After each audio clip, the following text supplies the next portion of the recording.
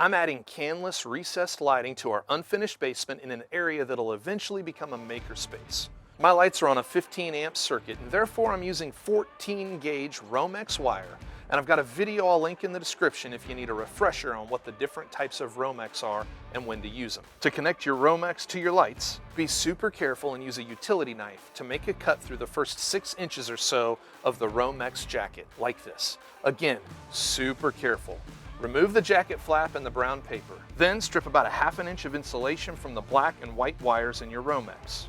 The black wire coming from the Romex jacket will connect to the black threaded wire coming from the light's junction box, and the whites will also get connected together. First thing is this: hold your black wires next to each other.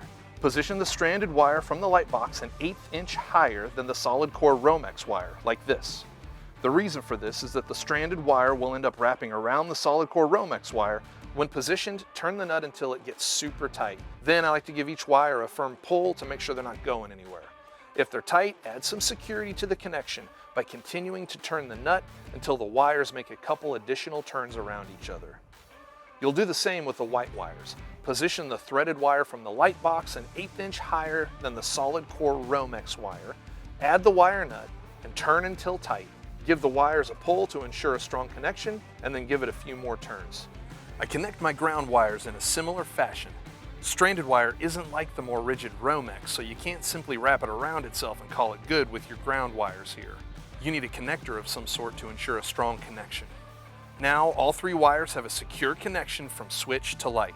As I show you this, please bear in mind that I'm a science teacher by trade and not an electrician, so be sure to consult a professional on anything that doesn't make sense. Having said that, please feel free to leave a comment below if you have any questions or suggestions, and I'll try to answer them. Okay, here's a freebie bro tip for you.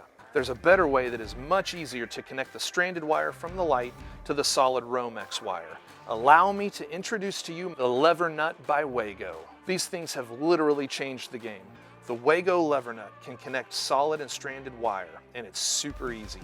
There's a strip gauge on the back of the Wago nut, so you know exactly how much to strip. For both stranded and solid wire, just lift the lever, feed the wire all the way in, then flip the lever back down. These wires aren't going anywhere, no question. And the back of the Wago is clear, so you can turn it over and see for yourself that the wires are in the correct position. And if something changes and you need to remove a wire, just flip the lever and it comes right out. These are my new favorite thing. I've got a link to them in the description if you're interested. I know traditional wire nuts are a tried and true industry standard, but for a DIYer like me, the simplicity and connection confidence the Wago gives makes it the only thing I'll use from now on when connecting solid and stranded wire. If this video is helping you in some way, I'd really appreciate it if you gave it a big thumbs up. And after seeing this video, if you feel like I've earned your subscription, just drill that Man Cycle logo.